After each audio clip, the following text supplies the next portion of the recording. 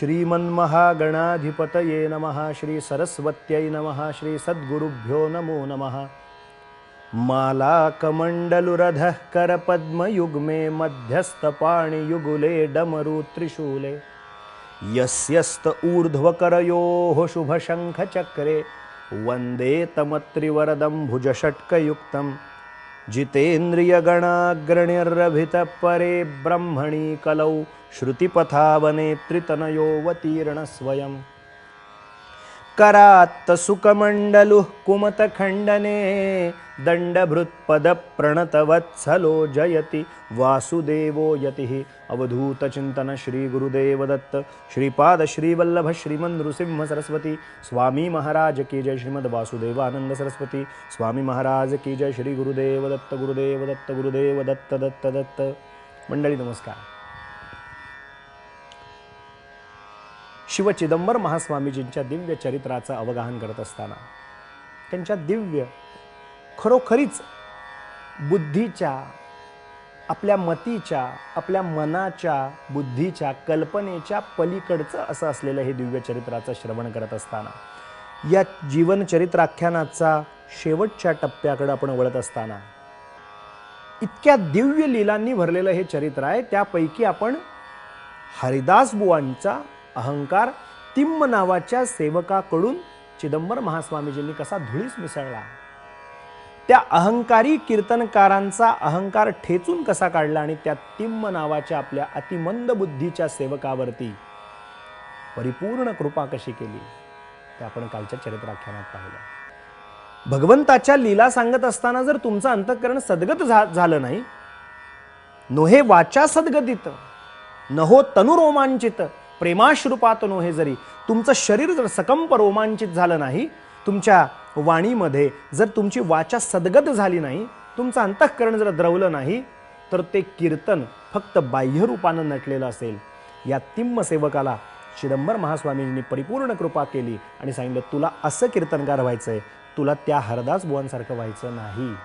सज्जन हो, ही जी वाणी आहे ती भगवंताच्यासाठीच असावी, हे कान आहेत ते भगवंताच्यासाठीच असावेत, हे नेत्र आहेत ते भगवंताच्यासाठीच असावेत, हे पाय हात पंच ज्ञानेंद्रिय पंच कर्मेंद्रिय नवे नवे मन बुद्धी चित्त वृत्ती अहंकार हे सर्व कोणासाठी असावं, तर हे परमेश्वराच्या सेवेसाठीच असावं। या विषयीची एक सुंदर आणखीन एक गोष्ट आपल्याला सांगतो की हे डोळे परमेश्वराच्या सेवेसाठी उपयोगी यावेत।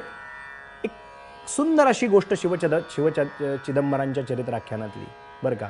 गजेंद्रगड नावाचं कर्नाटकातले एक जे गाव, त्या गावामध्ये मेलगिरी नावाचा एक सराफ राहतोय।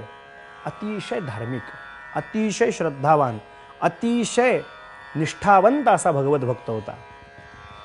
सगळं काही छान होतं या मेलगिरीच्याकडे, परंतु एक शल्य होतं। ते शल्य असं होतं की हा जन्मांध होता आणि जन्मांध असल्याचा परिणाम काय झाला की निरंतर सदैव त्याला असं वाटायचं की मी काय मागच्या जन्मात पाप केलंय की या सृष्टीचक्रात ज्या ज्या भगवंतांनी केलेल्या दिव्य अशा सगळ्या गोष्टी आहेत, सुंदर सुंदर झरे आहेत, सुंदर सुंदर नद्या आहेत, उंच उंच पर्वत आहेत, वेगवेगळी झाडं आहेत, आंबा म्हणून आंबा वेगळा, फणस म्हणून फणस वेगळा, प्रत्येक झाडाचं वैविध्य वेगळं, प्रत्येक फुलाफळांचं वैशिष्ट्य वैविध्य वेगळं, प्रत्येक स्थानाचं वैविध्य वेगळं, विविधता वेगळी, आणि ती मात्र मी कपाळकरंटा, मी जन्मांध असल्यामुळे पाहू शकत नाही। बरं, हे सगळं ठीकच आहे, परंतु परमेश्वराचं दर्शन मी या डोळ्यांनी घेऊ शकत नाही, सद्धर्मांचं सद्ग्रंथांचं वाचन मी माझ्या या डोळे नसल्यामुळे करू शकत नाही, हे शल्य त्याच्या मनात होतं। महा जो गजेंद्रगड इथे राहणारा मेलगिरी नावाचा जो सराफ होता, शुद्ध सात्विक अंतःकरणाचा होता, त्याला कोणीतरी सांगितलं की तुम्ही एक काम करा, तुम्ही शिव चिदंबरांना शरण जा आणि तुम्ही शिव चिदंबरांना शरण गेल्यानंतर शिव चिदंबर महास्वामीजी निश्चित तुमच्यावर कृपा करतील। हा जो जन्मांध होता मेलगिरी, हा शिव चिदंबरांच्या चरणी नतमस्तक होण्यासाठी म्हणून आला। काय त्याचा अधिक, काय त्याचं सद्भाग्य होतं बघा। स्वामी महाराज चिदंबर महास्वामी साक्षात दत्तात्रेयांचे अवतार उभे राहिले होते उंच पुरे। हा जेव्हा गेला तेव्हा त्याच्या सहकार्याने त्याला धारताला धरून आणलं होतं। त्यांनी सांगितलं की हे जे समोर तुमच्या उभे राहिलेत हे शिव चिदंबर, हे शब्द फक्त ऐकले आणि एक हुंदका आला, डोळ्यातनं पाणी वाहू लागलं, अश्रुधारा सुरू झाल्या, साष्टांग प्रणिपात केला पृच्छा केली महास्वामीजींनी, रडायला काय झालं? मुखातनं सुंदर असे शब्द बाहेर आले, प्रभू आपण साक्षात माझ्या पुढ्यात उभे आहात, पण मी एवढा कपाळ करंट आहे, मागच्या अनेक जन्माची पातकं माझी इतकी आडवी येत आहेत की तुम्ही साक्षात नरदेह धारण केलेला असताना मनुष्य देहातले परमेश्वर स्वरूप माझ्यासमोर प्रत्यक्ष इथं शिवावतार शिवस्वरूप त्रिपुत्र दत्तात्रेय स्वरूप माझ्यासमोर उभे असलेले असताना मी या डोळ्यांनी तुम्हाला पाहू शकत नाही, तुमचं ते रूप हृदयात साठवू शकत नाही महाराज, हेच माझ्या मनामध्ये शल्य आहे. हे ऐकता क्षणी जैसे असा तुम्हा नमस्कार प्रभो चिदंबर कृपाघना, तुम्ही जसे कसे दिसत असाल मी फक्त एक कल्पना केली की तुम्ही असे दिसत असाल, पण प्रभू तुम्ही जे काही आहात, जसे काही आहात तसे आहात, तिथे उभे आहात. मी पुन्हा एकदा आपल्याला नमस्कार करतो, माझ्या नमस्काराचा स्वीकार करा म्हणून शरणागत भाव ठेवून साष्टांग प्रणिपात केला. अंतःकरण द्रवलं माऊलीचं हृदय शिवचिदंबरांचं. ते पाहिलं आणि दया आली की हा जो भाव आहे हा इथला नाहीये, फक्त बोलण्यापुरता नाहीये, इथून आलेला भाव आहे, पोटातला भाव आहे. उठ म्हणून फक्त सूचना केली आणि काय केलं शिवचिदंबरांनी? उठ म्हणून भाव केला. तो उठला, कृपा कटाक्ष म्हणतात तो त्याच्यावर टाकला आणि त्याला 2 डोळे प्राप्त झाले, बुबुळं आली आणि त्याला दृष्टी प्राप्त झाली.